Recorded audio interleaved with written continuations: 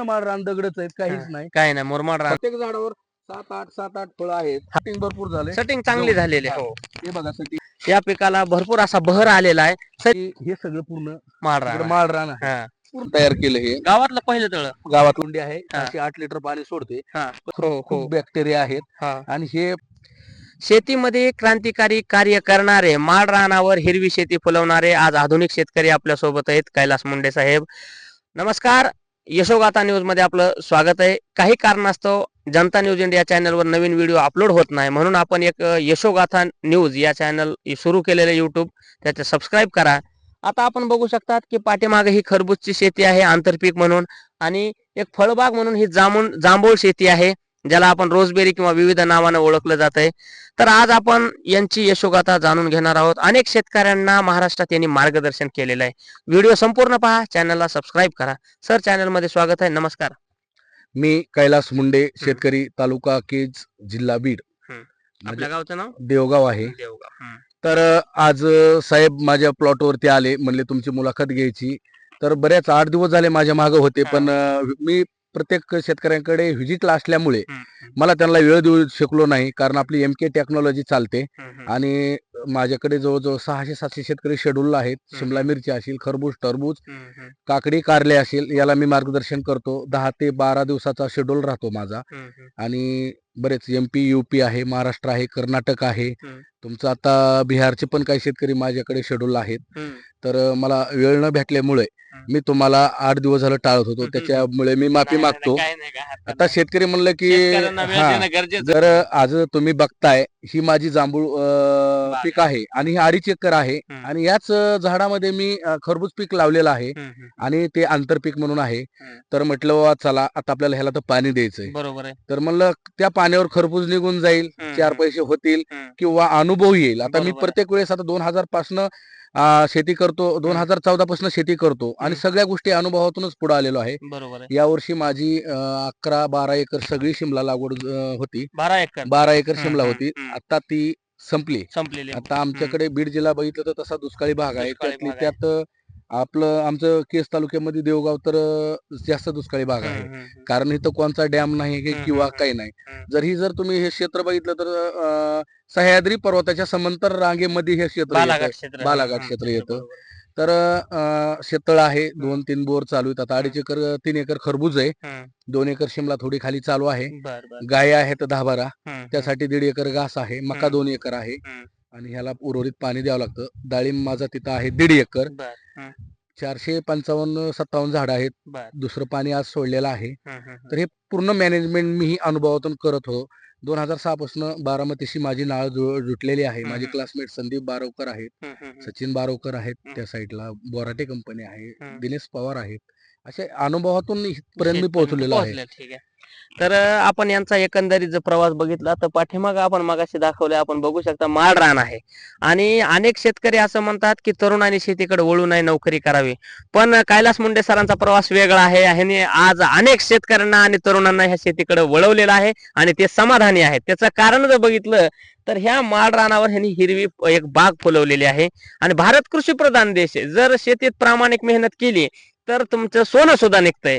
Sir, मग तुम्हाला सुरुवात करताना असं अनेक कोणी लोक म्हटले नाहीत का तुम्ही शेती करू नका, उपयोग नाही, नोकरी करा? बरेच तरुण म्हणतात की जॉब करा. कसा सुरुवात झाला हा प्रवास? तर आम्ही शेती करत असताना मला घरच्यांच्या अडचणी आल्या, खूप अडचणी आल्या. नोकरी कर, असं कर, आम्ही तर शेती करतो, कष्ट करतो, ह्या शेतीमध्ये काहीच नाही. तर शेती करत असताना 2012ला मी सुरुवातीला कारले आणि टोमॅटो लावला. पैसा खूप झाला. ज्या ठिकाणी अर्धा एकर मध्ये आम्हाला एक बाजरीचं 2 शेर सुद्धा बाजरी निघत नव्हती, तिथं आम्हाला जवळपास 2.5 लाख रुपये प्रॉफिट झालं. तर वडील म्हणले खरंच काळी आईची माया सांगता येत नाही. मला खरं तर मग तिथं किक बसल्यानंतर मग मी वाढवत इथपर्यंत आलो. तर शेती करत असताना काही वेळेस अनुभवातून मला शेती करावी लागत होती, तोटेही झाले. पण 2016-17ला कुठंतरी मला त्या शेतीची नाळ सापडली आणि तिथून पुढे मी यश मला भेटत गेलं. दुसरी महत्वाची गोष्ट म्हणजे आम्हाला पाणी नसल्यामुळं हे सगळ्या योजना आमच्या सामायिक होत्या, भावकीच्या. मग ते करत असताना बऱ्याच वेळेस अडचणी आल्या मला, पण मी डगमगलो नाही. वडील असतील, माझे बंधुराज असतील आणि मला घरच्यांचा खूप मोठा आधार, आई वडिलांचा त्यातूनच मी शेततळ केलं, शेततळ हम्म. करून 2-3 बोर केल्या, 600 नळ्यांची पाईपलाईन पेशल आहे, बापरे. हा. 12 एकर जैनचं ड्रीप आहे, सगळं हम्म. म्हणजे ISI मध्येच आहे. हम्म, हम्म, आणि खरंच मला एक सांगायचं, मी नोकरी करीत असताना हम्म. मला त्यात काहीच मजा आली नाही, म्हणून मी हम्म. नोकरी सोडून दिलेला माणूस आहे. बापरे. नकोच म्हणलं. हा. आणि शेतात आलो, शेतामध्ये खरंच प्रगती झाली आणि एकदम भारी वाटतं. हम्म. आणि तसाच आपला भारत देश हा कृषी प्रधान देश आहे. हम्म, हम्म. आणि मुलांनी, मी म्हणत नाही की नोकरी करू नका, बरोबर करा, आहे. हा. पण तुम्ही नोकरी करत करत हम्म. जसा A आणि B हम्म. असा काही Plan जणांचा असतो. प्लॅन असतो, हम्म, तसा हम्म. तुम्ही ठेवा. हम्म. आता बारामतीला बघा तुम्ही, क्लास 2 अधिकारी आहेत, क्लास 1 हम्म. अधिकारी आहेत, ते हम्म. शेतीच करतात, शेती करतात बरोबर आहे. हा. स्वतः उठून धार काढतात. हम्म. तसं आपल्याकडे नाही. तुम्ही बघा बीड जिल्ह्यामध्ये बघितलं तर हो. नोकरी ना, आम्ही नोकरीला आहे, आराम करत हम्म, नका हम्म, करू. हम्म, हम्म, तुम्ही शेती करा. हम्म. शेती करत असताना परफेक्ट नियोजन करा, हम्म. तरच तुम्हाला शेतामध्ये यश येतं. हम्म. नाही तर बऱ्याच वेळेस तुम्ही शेती करता, मायनस जाता, मग हम्म. दुसऱ्या तुमचा अनुभव म्हणजे कमी असल्यामुळं, तुम्ही मायनस हम्म. झाल्यामुळे हम्म. एखादा मुलगा जर होतकरू जर शेती करायला लागला नवीन, तो बाबा गप बस, हम्म. तिकडे बघ त्याचं कसं नुकसान हो, झालेलं आहे, हो, हो, हो. तू लागला करायला कशाला हम्म. करतो, असं हम्म. पण होतं. बरोबर तर आहे. तसं नका मित्रांनो, करत हम्म. असताना परफेक्ट करा, एकदम हम्म. नियोजन माहिती घ्या. माहिती घेऊनच करायला लागा, नाही तर तशी शेती करू नका. हम्म. आणि हे करायचं म्हणजे अनुभवातूनच करायचंय. हम्म. जर तुम्ही एकामेकाचं बघून करताल, हम्म. तिथं तुम्हाला यश थोडं कमी येईल, हम्म. पण हे हम्म. अनुभवातून जे तुम्हाला नॉलेज भेटते कुठंच भेटू शकत नाही. बरोबर आहे. अनेक शेतकरी आहेत की त्यांना वाटतं की सुरुवातीलाच उत्पन्न भेटावं, पण हे शक्य नाही. कारण का ज्यावेळेस तुम्ही शेती सुरुवात करता त्यावेळेस अनुभवातून तुम्हाला जास्त माहिती मिळते आणि पिकाची माहिती मिळते. आपण आता पुढच्या भागामध्ये बघूया की कशा पद्धतीने या ठिकाणी बघा, इकडं तर माळ रान आहे, या ठिकाणी बघा कसं हे खरबूज शेती सेट झालेली आहे. ह्याला आता माल सुद्धा लागलेला आहे, आपण जवळून बघू शकतात. किती दिवसाचं पीक आहे सर हे? आता हे बघा आता आपण या ठिकाणी दाखवा.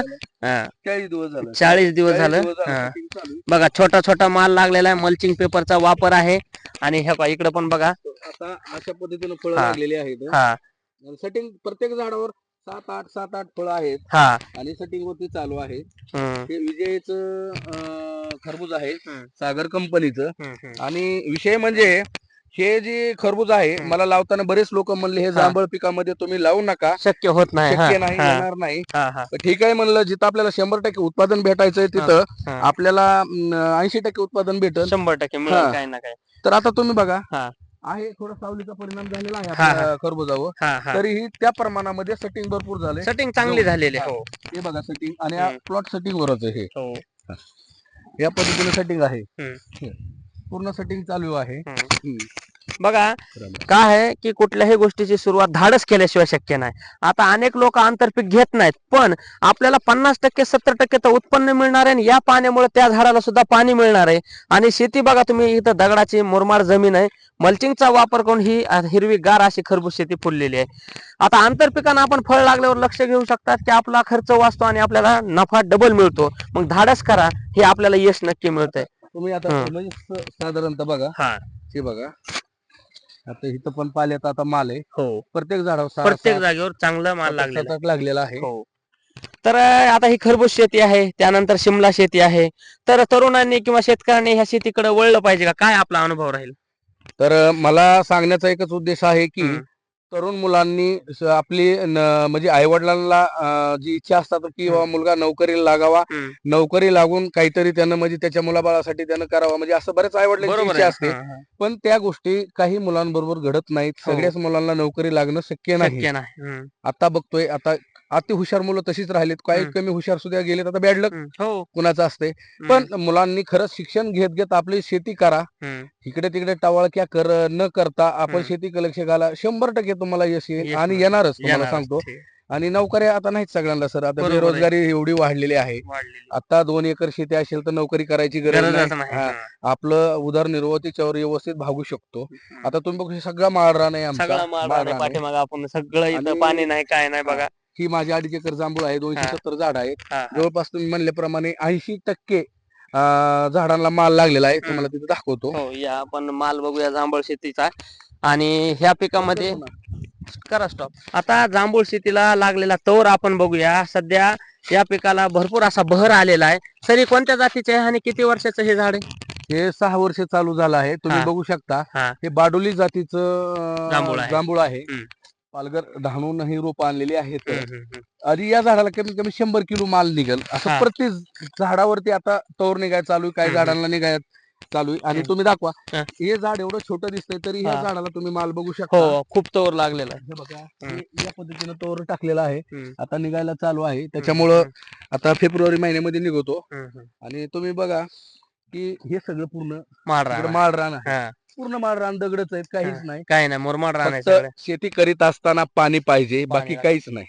पाणी असेल तर शेतकरी सक्सेस 100%. आता माणसाला प्यायला पण पाणी पाणी, असल्याशिवाय चालत हा, नाही, हा. पाण्याशिवाय शक्य नाही पाणी काहीच. लागतंय.